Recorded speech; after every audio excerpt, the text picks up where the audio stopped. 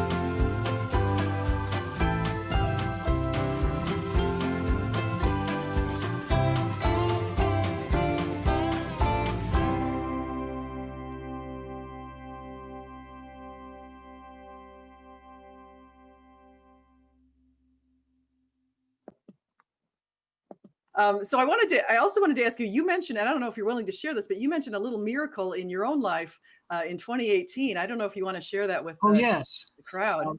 I'm taking care of my 94-year-old mother. She's actually behind the pictures there just for privacy of her great grandchildren. Those are my great or grandnephews. She's actually awake, God bless her. June 2018, like June 1st or May 31st, they sent her home to die. And people in the church, they set up a hospital bed in this very room, the hospice care providers, and they sent her home into that bed to die. There are a lot of medical professionals in my family. Both my sisters are nurses. We didn't think Mom would live very long either. I thought she had only 7 days to live. And this room was filled with people from my church, and they were just praying and weeping over her. And we were all kind of saying goodbye.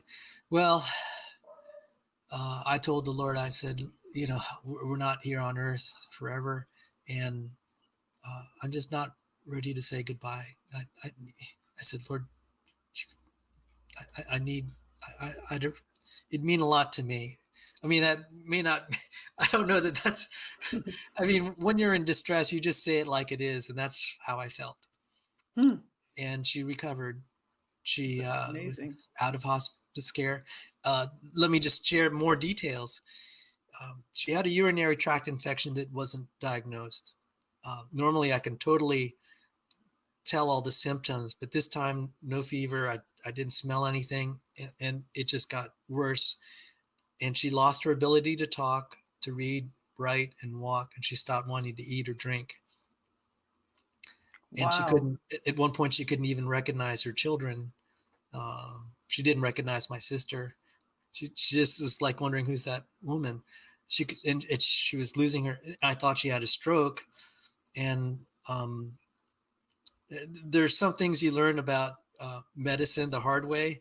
And I realized, well, it definitely wasn't a stroke, because for a number of reasons, but I didn't know how to handle it.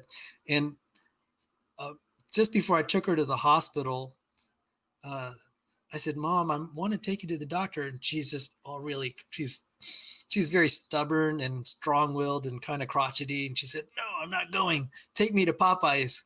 And so she'd always have me taking her Popeyes to get her fried chicken. I'm like, Mom, I want to take you to the hospital. I was thinking, I need to take you to the emergency room, but just refused. And I had to, when I take her to get chicken, I had to practically carry her back in and out of the car. And so anyway, miracle of miracles, her doctor said, you know, and I described all the symptoms, because she, you know, at that age when they're always sickly, you can't really tell, because it always seemed like, especially like the last 5 years, she's always at the brink of death anyway, and we just don't know.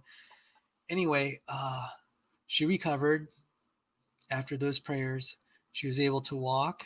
She was able to talk. She was able to regain her ability to read and write and recognize faces. Wow. And yeah, and it put a new perspective on life. And I had a feeling that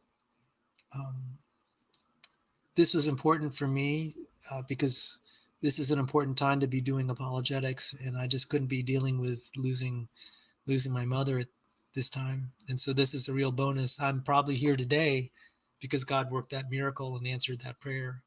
That is amazing. I love that. So that's you're giving me hope, actually. It's because my mom is actually older too, and she's not as old as your mom, but she's 79, and she has Lewy body dementia, and she's pretty much practically lost her ability to talk. And so I'm going to say some prayers and see if somehow something can happen, if it's in the Lord's will. So we just put it in His hands.